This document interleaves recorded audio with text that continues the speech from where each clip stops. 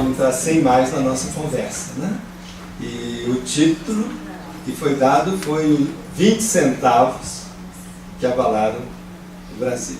É claro que não foram os 20 centavos, mas os 20 centavos fizeram o estupim dessa grande mobilização, um pouco diferente das anteriores, depois a gente vai olhar isso, porque ela se esparramou pelo país inteiro.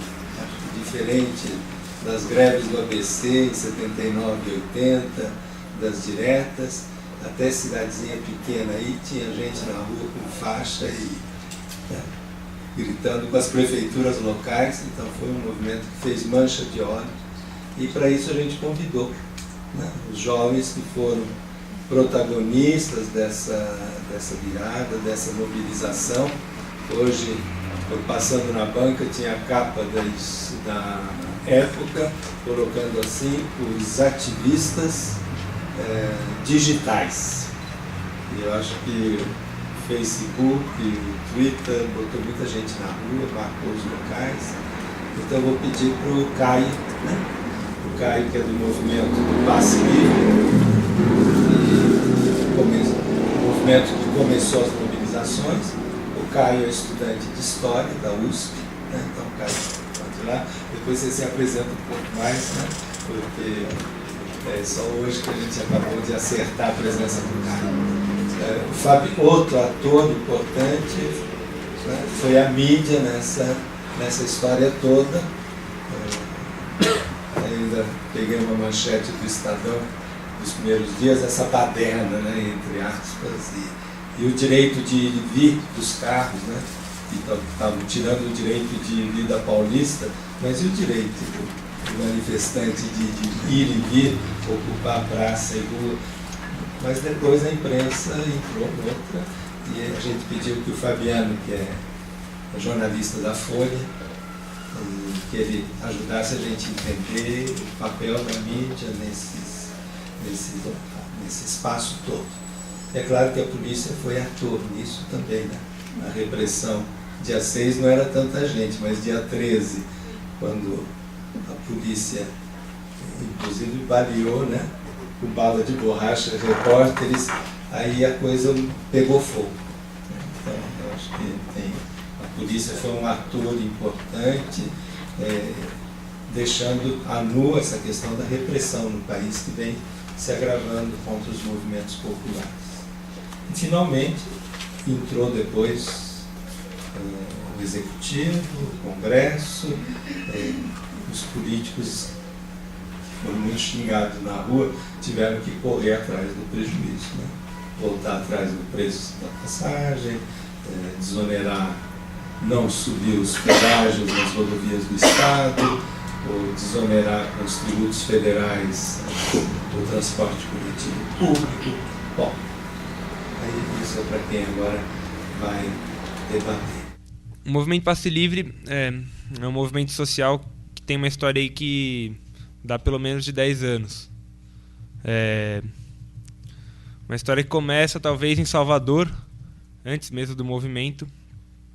Em 2003, em Salvador, em reação ao aumento da tarifa, você tem uma mobilização popular muito forte. Não se sabe ao certo quantas pessoas participaram da revolta do Buzu em Salvador em 2003, mas a estimativa que se faz é que você conhece alguém hoje que enfim, na época tivesse entre 13 e 25 anos. Essa pessoa ela vai dizer que ela participou, se essa pessoa morava em Salvador. Não dá para estimar, a polícia falava em 40, 60 mil pessoas, mas o que você tem é que, na verdade, praticamente todo mundo que era jovem em Salvador estava na rua em agosto e setembro de 2003. Foi cerca de quase um mês que tinha protesto todo dia e acontecendo de uma forma muito espontânea.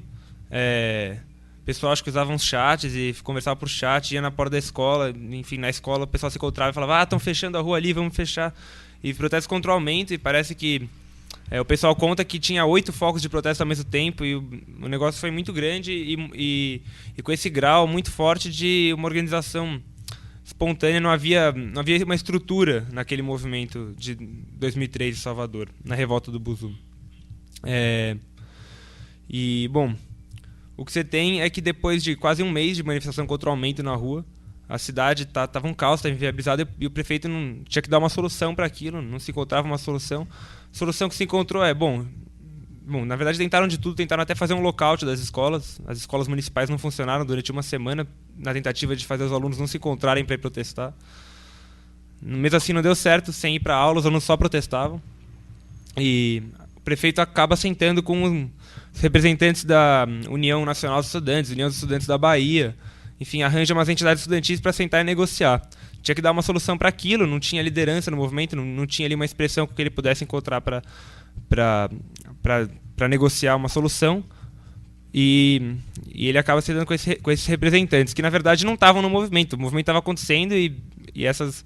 Mas, enfim, já que eram os estudantes, vamos sentar aí para negociar com os representantes dos estudantes. E o que acontece em Salvador é que nessa negociação as entidades apresentam uma demanda de uma pauta de reivindicações com 10 pautas, que ia desde meia passagem para estudante de pós-graduação, que ia desde extensão de corte de linha, meia passagem no final de semana, enfim. E a 10ª pauta era revogar o aumento. Nessa negociação eles negociam as 9 e deixam a 10ª. A revogação do aumento não foi negociada.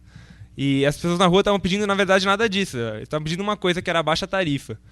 Só que depois disso, já tinha tido quase um mês de protesto, estava todo mundo já cansado, a repressão começa a ficar muito pesada, e essas pessoas vão na TV e falam, não, agora acabou, vencemos, conquistas históricas do movimento. E assim se desmobiliza essa revolta de Salvador, que foi muito, muito grande. Mas tinha no Brasil inteiro gente acompanhando o que aconteceu lá. Enfim, e vários grupos que vinham se organizando em várias cidades do Brasil pelo passe livre estudantil. Um desses grupos é um grupo de Floripa, que pega um vídeo de Salvador que conta essa história toda e passa em várias escolas de Floripa esse vídeo. E aí o que acontece é que no ano seguinte em Florianópolis tem um aumento e todo mundo que tinha visto esse vídeo falou, não, a gente vai protestar.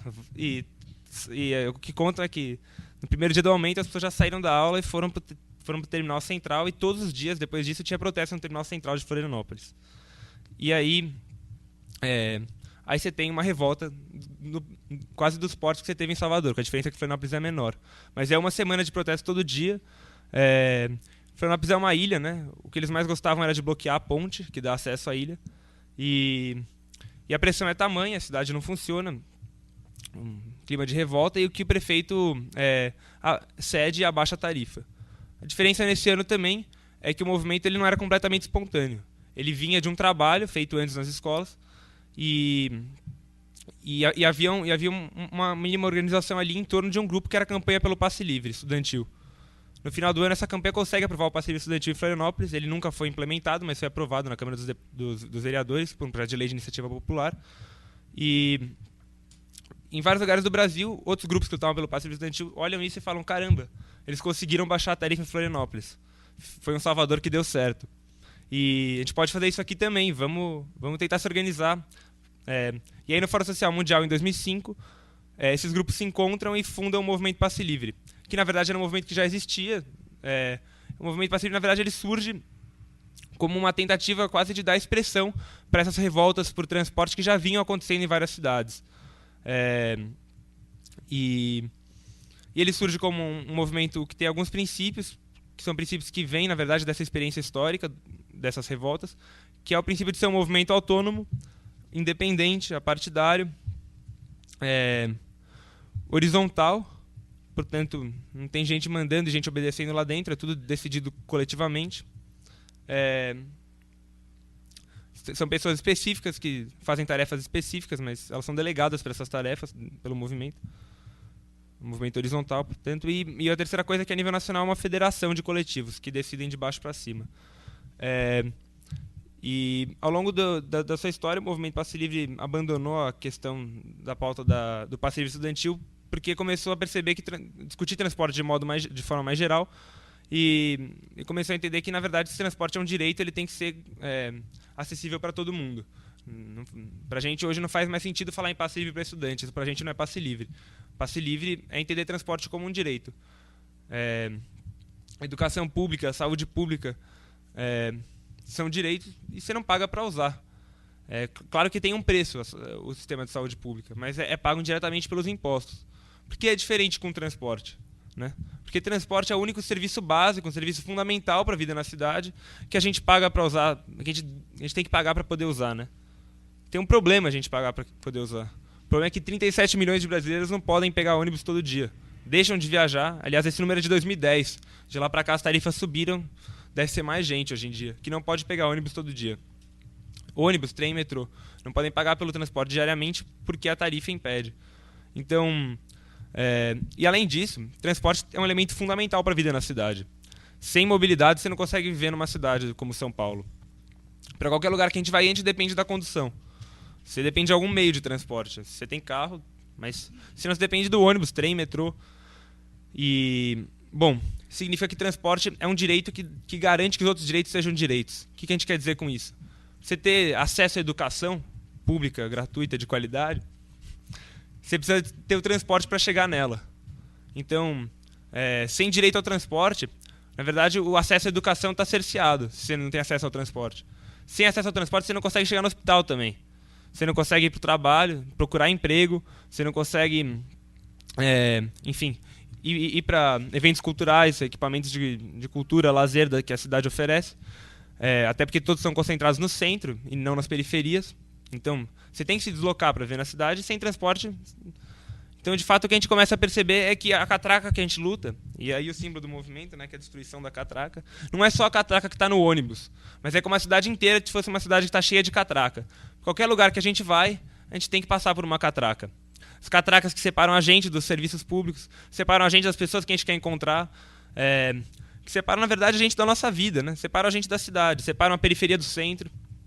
E assim o movimento começa a discutir transporte mais profundamente, entender, na verdade, a luta por transporte como mais uma das lutas sociais aí na luta pelo direito à cidade.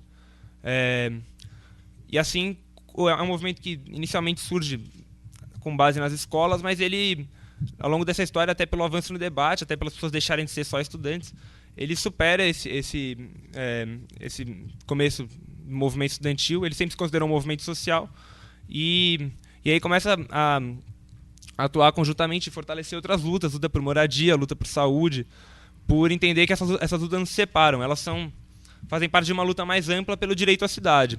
E o transporte é fundamental nisso. E, bom, então, tarifa zero também, essa ideia de que o transporte sem tarifa é possível, ela é reforçada quando o movimento ganha uma sustentação para essa proposta, que ele já defendia, mas defendia porque é uma demanda que aparece, né, uma demanda social concreta, mas a gente avança muito no debate quando a gente entra em contato com um projeto elaborado na prefeitura de Erundina, aqui em São Paulo, nos anos 90, que é o projeto da tarifa zero. Isso dá sustentação para essa proposta que o movimento já percebia como uma demanda social. Ele já reivindicava, mas a proposta da tarifa zero dá sustentação técnica para a gente dizer que é possível. Porque todo mundo diz, não, transporte é coisa de maluco você não querer pagar pelo transporte. Em nenhum lugar do mundo é assim. Na Europa não é assim. Nos países socialistas não era assim, você não quer pagar pelo transporte aqui. Você está louco. Porque parece que é muito enraizado, né, no transporte, a gente tem que pagar por ele. Porque, de fato, lá está escrito transporte é um dever do Estado, um direito do cidadão, mas na prática o que a gente tem é que transporte é tido como um dever nosso. Parece que é dever do trabalhador como ele vai se virar para se deslocar, né? E não um direito, uma coisa que devia ser assegurado, a mobilidade. Então, é normal que você tenha que pagar pelo transporte, as pessoas têm isso enraizado. E o trabalho do movimento nas atividades de base, todas as discussões que a gente faz, é tentar desenraizar isso. É impressionante ver como, depois desse mês de mobilização, isso está muito, muito mais desenraizado. Faz sentido, o povo fala no ônibus que tem que ser de graça. Pegando o ônibus, alguém fala, não, baixou 20 centavos, mas tem que abaixar mais. Não, agora vamos ser de graça, a gente não paga pela escola. E há 2 meses atrás ia ser inimaginável ouvir isso. Enfim, essa proposta ganha sustentação para a gente quando a gente entra em contato com a Tarifa Zero, que foi esse projeto elaborado na prefeitura de Erundina, nos anos 90, por um secretário de transportes, era o Lúcio Gregory, que chega nessa pasta do transporte e percebe que o problema ali é que a gente estava pagando por um negócio que devia ser um serviço público de acesso universal, estava sendo tratado como um business. Ele elabora esse projeto de Tarifa Zero, que se mostra perfeitamente viável do ponto de vista técnico, do ponto de vista econômico. Havia dinheiro para a tarifa zero. Não era preciso criar um novo imposto, ele até cogitou isso, mas aí teve a proposta da reforma tributária, do IPTU progressivo, na época da gestão Erundina, então quem tinha mais pagava mais, quem tinha menos pagava menos e quem não tinha não pagava. Isso ia servir para financiar a tarifa zero, o IPTU progressivo. Mas essa era uma das formas de financiar a tarifa zero. Há outras. Uma delas, que é o que a gente acha básico, é a inversão de prioridades. Hoje, o Estado investe em todas as esferas, ele investe massivamente em transporte individual. Apesar de falar muito em transporte coletivo, a cada R$11 que se investe no automóvel individual hoje no Brasil, R$1 é investido no transporte coletivo. Ônibus, trem, metrô. Então, desde investimento para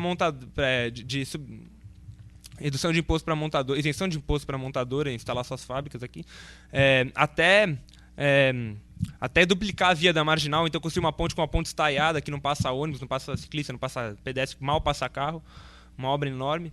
Então, tudo isso numa cidade, numa política de privilegiar o automóvel individual e nunca o transporte coletivo, inverte essa prioridade, faz 5 de um lado, 5 do outro. Com isso você poderia, por exemplo, financiar a tarifa zero assim.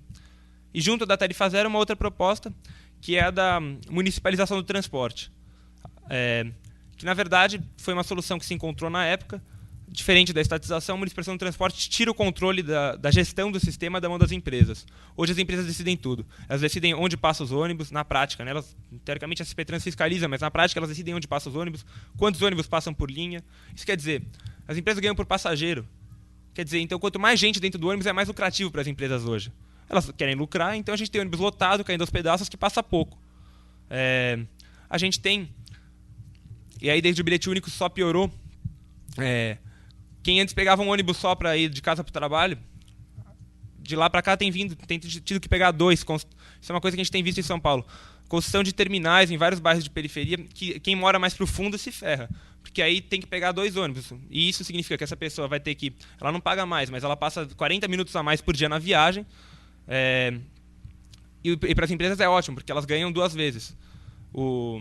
Mesmo a tarifa que a gente não paga do bilhete único, a empresa recebe por subsídio, né? Então, enfim, só ilustrando aí como o transporte ele é inteiro planejado como um sistema que visa dar lucro para as empresas. E quando a gente tira a gestão da mão das empresas, é entender que o transporte não deve ser mercadoria. O transporte tem que ser planejado de acordo com os interesses dos usuários. Por isso, a municipalização era a retirada do controle da gestão da mão das empresas e colocar na mão do poder público. O Passe Livre defende ainda mais que isso. A municipalização é importante e ia melhorar muito se fosse municipalizado o sistema de transporte.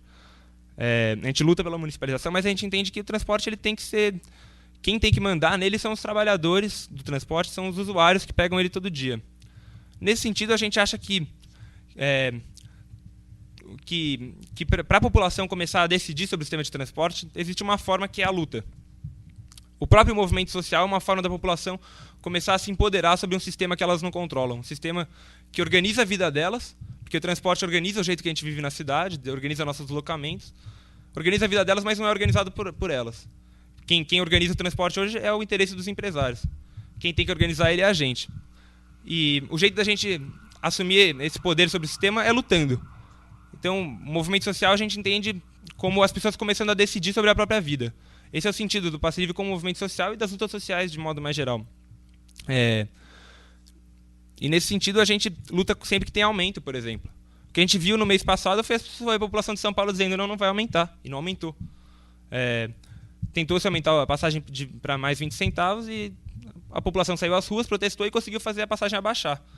Quem mandou no sistema de transporte coletivo dessa vez foi a população. E é isso que a gente vê em vários bairros da cidade, quando tentam cortar linhas, as pessoas saem para protestar, lutam, botam fogo em pneu, fecham a via e a linha volta. As pessoas conquistam as transformações do sistema de transporte lutando. E é nessas lutas para transformar o sistema de transporte que o Passe Livre se envolve. E, bom, um pouco sobre as jornadas de junho agora. Isso, de repente, foi uma grande novidade, né? Caramba, um movimento enorme em São Paulo. Uma revolta. Isso foi muita novidade para a gente aqui em São Paulo. Mas em vários lugares do Brasil, as pessoas já estavam acostumadas com esse tipo de mobilização. Porque é uma história que não começou agora. Começou em Salvador em 2003, há 10 anos. Em Florianópolis depois. Florianópolis baixou a tarifa em 2004 e de novo em 2005. E sempre foram lutas com esse caráter de tomada das ruas, muita gente, semanas de protesto que não param. Os protestos inviabilizam a vida na cidade, porque é protesto todo dia, toda hora, em vários lugares. Então, na verdade, o que a gente vê nos últimos 10 anos é uma história de grandes revoltas por transporte em várias capitais do Brasil. Aconteceu, só para citar alguns casos, de 10 anos para cá, a população conseguiu abaixar a tarifa em Florianópolis, Vitória, Aracaju, Natal, Porto Alegre, Teresina, enfim, Tabuão, aqui do lado de São Paulo, para não citar outros, Porto Velho. Várias cidades do Brasil viveram revoltas por transporte que chacoalharam as cidades e muitas vezes conquistaram vitórias. E isso vem acontecendo nos últimos 10 anos e com cada vez mais frequência. Goiânia também, cada vez mais frequência. E em São Paulo, sempre que teve aumento, o Passe Livre tentou lutar contra o aumento, tentou puxar mobilizações assim, inspirados nessas lutas de outras cidades. Só que esse ano, pela primeira vez, isso tomou a proporção que tomou nos lugares onde barrou o aumento. Que a proporção é a forma de uma revolta, né? Isso é uma luta que extrapolou o controle do passe livre. E a gente sempre teve claro que, para poder abaixar a passagem, nunca ia ser com as passeatas que a gente sempre fez contra o aumento, sob o nosso controle. Assim, para conseguir abaixar a passagem, a luta ia ter que extrapolar o controle do passe livre, que chamou as passeatas inicialmente, e se tornar uma revolta popular. Porque numa cidade do tamanho de São Paulo, para abaixar a passagem, um movimento só, ou alguns movimentos só, não ia conseguir. A luta ela ia ter que sair do controle para conseguir vencer. E foi isso que aconteceu esse ano. A luta saiu do controle. Eu lembro que chegou na quarta-feira, e na quarta-feira... desculpa. Na quarta-feira que caiu a passagem, dia 19. A gente estava acabado, a gente estava muito, muito cansado, e tinha tido 2 atos já naquela semana, só que nesse dia estava acontecendo ato em 6 lugares ao mesmo tempo. 3 deles puxados pelo MTST, mas vários outros espontâneos na periferia de São Paulo. Então, na verdade, já na noite anterior, enquanto acontecia um ato na Paulista, que teve aquele quebra-quebra na prefeitura, ao mesmo tempo teve um protesto na Raposo Tavares, no quilômetro 34, com 5.000 pessoas. Ao mesmo tempo, teve um pane na linha Esmeralda da CPT, as pessoas desceram, ocuparam a Marginal, um protesto foi pela Ponte Socorro, entrou no Mboimirim e ficou lá fazendo protesto até o dia seguinte de manhã, quando o MTST fez outro protesto no Mboimirim. Outro foi pela Teotônio Vilela e desceu no Grajaú. Então, teve um pane na linha Rubi também, as pessoas ocuparam os trilhos. Então teve protesto na cidade inteira, naqueles dias, às vésperas do aumento cair. E continuou tendo depois, porque as pessoas tomaram gosto, começaram a fazer mais protestos. Mas, de fato, ali, tipo, a luta, o passe livre poderia se retirar, que a luta ia acontecer de qualquer jeito. Virou uma revolta popular o que aconteceu em São Paulo. Aí, enfim, acho que depois das outras falas a gente vai poder analisar isso melhor e tal. Mas, sobre a questão que foi colocada do passe livre ter se retirado dos protestos, retirado das ruas, na verdade não foi bem isso. E aí eu entro um pouco também na questão do qual foi o papel da mídia nesse processo. Não é que a gente se retirou das ruas, a gente estava ali numa jornada que a gente tinha uma pauta clara e um sentido claro em estar na rua, que era baixar a tarifa 20 centavos. E a gente sempre disse, enquanto a tarifa não baixar, a cidade vai parar. Aí a tarifa baixou. E os jornalistas perguntam, e aí, vocês vão chamar mais protestos contra o aumento? A gente diz, não. Não tem mais aumento, a gente não vai mais chamar protestos contra o aumento. E, de fato, o movimento não tinha nada planejado no sentido de chamar um ato pela tarifa zero ou nada disso logo depois. Era preciso, enfim, com calma, sentar e avaliar agora o que a gente faz. Mas não havia um ato marcado para o dia seguinte e a notícia em todos os lugares foi: passe livre suspende protestos. Isso veio junto também com uma situação complicada, que foi uma mudança do perfil das pessoas da rua, as pessoas estavam na rua, uma mudança que veio junto aí com a massificação do movimento, a partir da segunda-feira da semana em que a passagem caiu, que redundou também numa situação ali terrível no dia 20, que havia grupos organizados de extrema-direita na manifestação, que puxaram as pessoas que estavam ali para hostilizar as organizações de esquerda que estavam no ato. Não só os partidos políticos, como muito se disse, mas movimentos sociais, sindicatos, o próprio Passe Livre foi hostilizado ali, agredido naquela manifestação. Calhou que as duas coisas aconteceram juntos. Mas nossa retirada da rua também, e é isso que muita gente que começou, entrou no processo muito por causa do Facebook, por causa da imprensa, da mídia,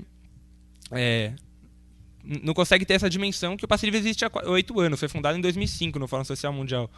E a gente nunca saiu da luta, a gente não deixa de fazer passeata, mas passeata não é a única forma de luta. Na verdade, a luta tem vários momentos, e um deles, talvez o mais importante, não é a da luta de rua, é do trabalho de base. E é da discussão que a gente faz nas escolas, nos bairros. E é isso que a gente pretende fazer agora, na verdade, porque a luta ela não acontece só na rua. Bom, e é mais ou menos isso. Acho que, assim, sobre a questão de como foi a cobertura das manifestações, eu já entro e te jogo a bola, pode ser? Ou você quer falar antes? Eu vou falar mal de vocês, mas é impressionante que até o dia 13, né, a gente era vândalo. Até o dia 13 só havia vândalos na rua, queimando lixeira e jogando pedra na polícia, não sei mais quebrando estações de metrô, quebrando ônibus, né, pichando ônibus e queimando lixeira. Era isso que se fazia. Isso que horrorizava todo mundo, que estavam botando fogo nas lixeiras e pichando os ônibus. E todos os jornais falavam movimento de vândalos, de marginais, eles não querem abaixar a tarifa, eles estão aí só para fazer bagunça. E depois da repressão do dia 13, há uma virada na postura dos meios de comunicação, e que começam, na verdade, a apoiar o movimento e falar, olha só, que interessante. Não é nem só por 20 centavos que eles estão lutando, olha, eles estão lutando, na verdade, por mais coisa, é por um país sem corrupção. E aí começaram a dizer, e é importante dizer isso, quando a imprensa muda de posição sobre os protestos, porque até as vésperas daquele ato que teve a repressão ali na Consolação, você pega o editorial da Folha e do Estado, eles estavam pedindo sangue. Eu acho que é do Estado, que chama Retomar a Paulista. Da Folha? Da Folha. É que o seu editor lá, ele negou no dia, na nossa batina, mas estavam pedindo sangue. E eles tiveram sangue. Parte do sangue é dos jornalistas, tal, mas eu não diria nem que foi tanto como algumas pessoas apontaram, que foi por corporativismo que eles mudaram. Acho que foi uma variação política, de fato, de que era possível que aquele movimento, aquela mobilização que estava nas ruas, que de fato já superava qualquer movimento, já superava o Passe Livre, já superava todas as organizações que estavam ali presentes, porque ela de fato estava crescendo muito, era possível de ser disputada, e possível que ela servisse a outros interesses políticos. Então, ao mesmo tempo que começam a elogiar, veja só, os jovens se mobilizando, mudam, né? Não são mais vândalos, agora são jovens, os vândalos começam a ficar isolados.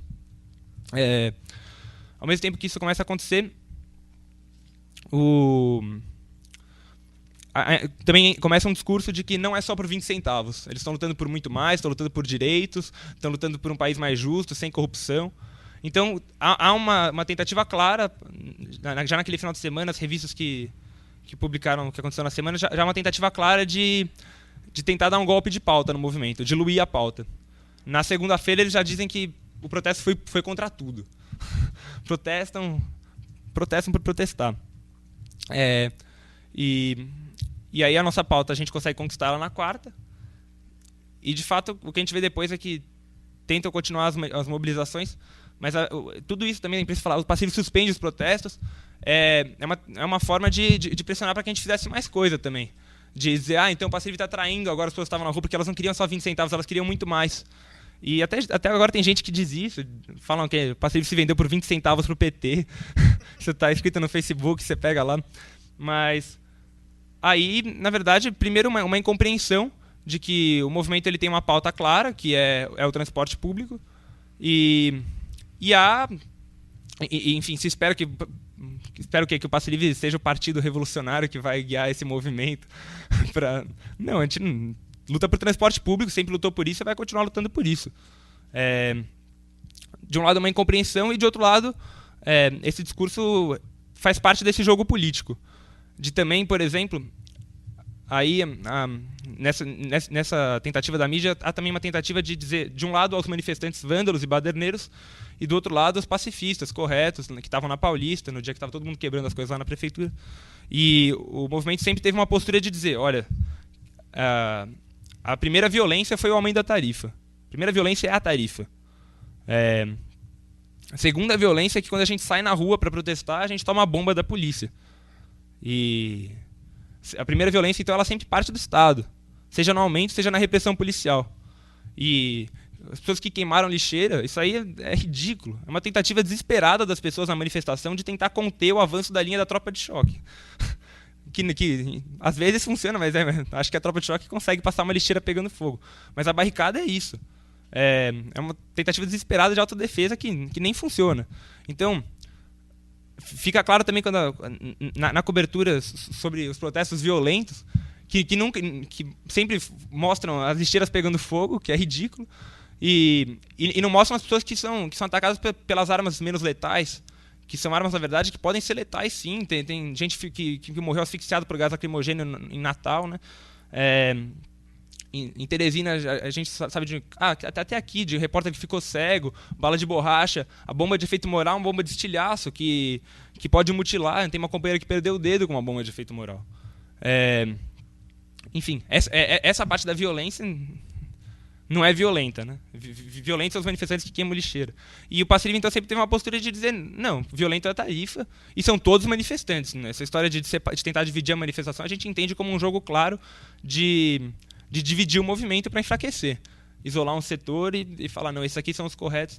E também a imprensa, identificando que o movimento não entra nesse jogo, começa então a dizer que então é um movimento de baderneiros. Essas pessoas do Passe Livre são baderneiros, e começa também a isolar. Isso tudo faz parte desse jogo político aí que a gente viu aí nos meios de comunicação e tal.